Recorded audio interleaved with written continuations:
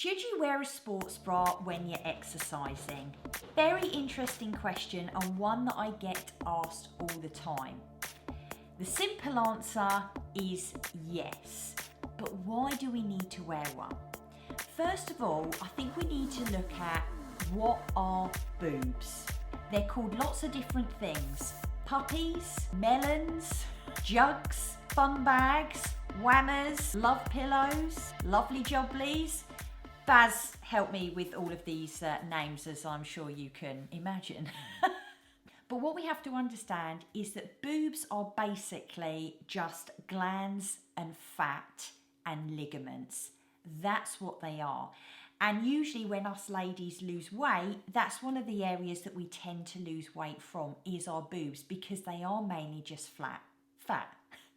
They say that the average size of a woman's boobs in the UK is a 34D, and apparently those 34Ds are approximately 500 grams each. So that's 1 kilo extra in weight that us ladies are carrying on our breasts of basically like jelly kind of tissue, if you look at it like that, because it's fat and glands, so there's no real structure to it. So you've got that all kind of moving around when you're exercising.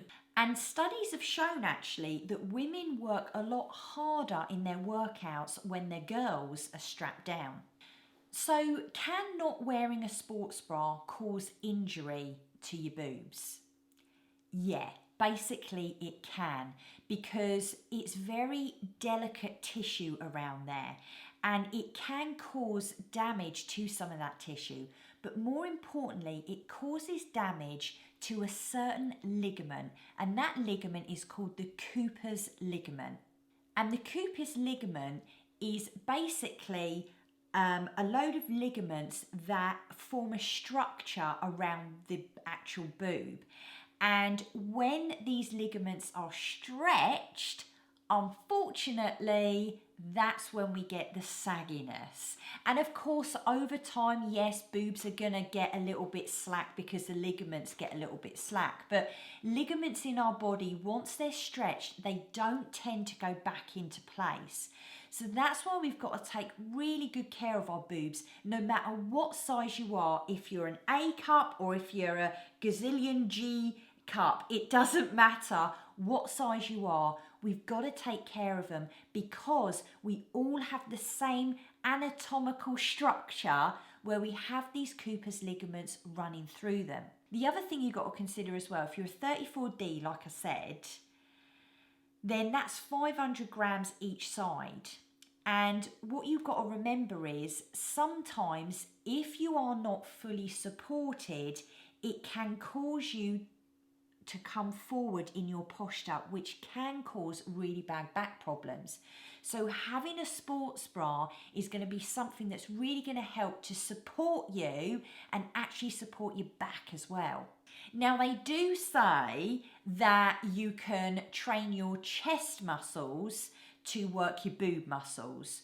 Well, if you look at the structure of an actual boob, I'll put a picture here for you, you can see that the pec muscle runs directly next to the rib cage, and then you have kind of like the fatty glandy mass of the boob on the outside, and you can see the Cooper's ligaments all running through it in the image I've got there.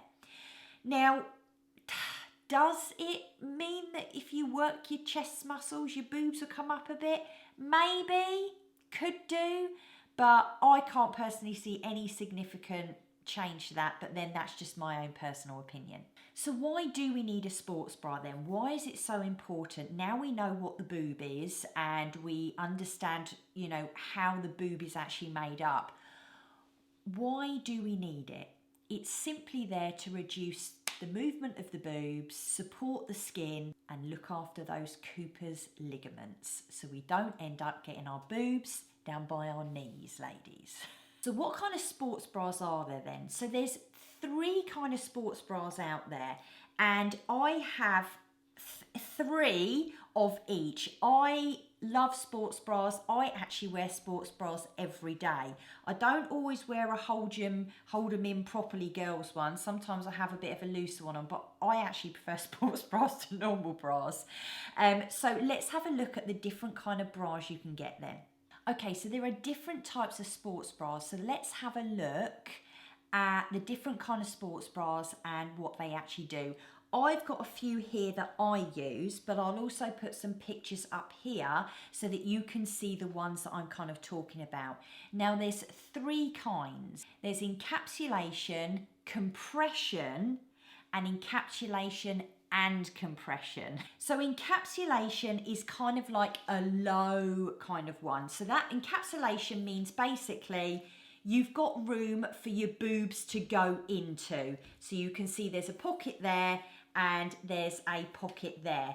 And you can see that the boob actually kind of fits within that. So it encapsulates the boob. Okay, and that's the first kind. And they say that's for kind of low impact stuff. So that would be kind of just walking, that would be yoga, and that might even be kind of low resistance kind of weight training.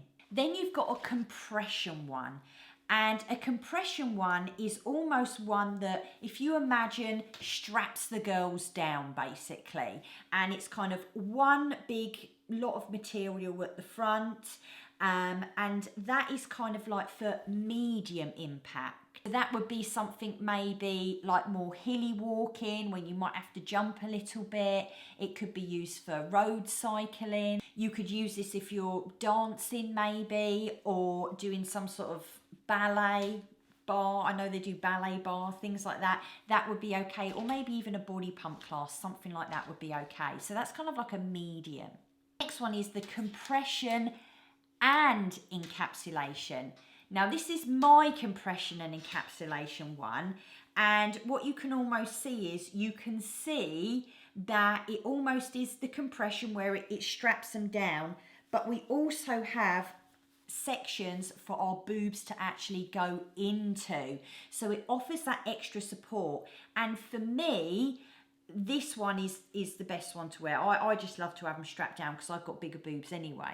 So this one would be more for aerobics, running, anything where you're going to be jumping around and you're going to be, you know, moving your body a lot. Remember, these weigh something and there's no muscular structure to them, so they're just kind of flying all over the show. So we've got to strap these bad boys down so that we don't end up injuring our back or causing damage to our breast tissue basically. Now there's lots of different shoulder straps. So you've got just the normal bra shoulder strap, which you can have, which gives kind of like a medium-ish sort of support.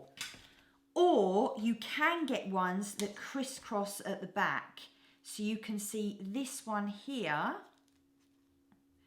This one crisscross, oh, hang on a second. Do it up every day. I can't do it up today. So you can see this one actually crisscrosses right at the back. There you go. So it crisscrosses. So you've almost got extra support there when it comes to, you know, strapping the girls down. I prefer a crisscross. I just find that I feel more secure with a crisscross at the back, to be honest with you. The only problem with crisscross is having the flexibility and the mobility to do it up at the back if you haven't got anyone to do it up for you. They now put adjustments on the back for you, so you can adjust the strap. And the reason that this is here is so that you can adjust it to reduce the movement of the boob. So obviously the higher it is, the more strapped in they'll be. So that's why they adjust it. So every time you put your sports bra on, you should be checking that it is actually adjusted right, and maybe give it a bit of a jiggle or something just to test them. Now, how should they fit? Okay, here's the thing. Sports bras generally aren't the most comfortable thing to wear, unfortunately, ladies. They should fit tighter than a normal bra.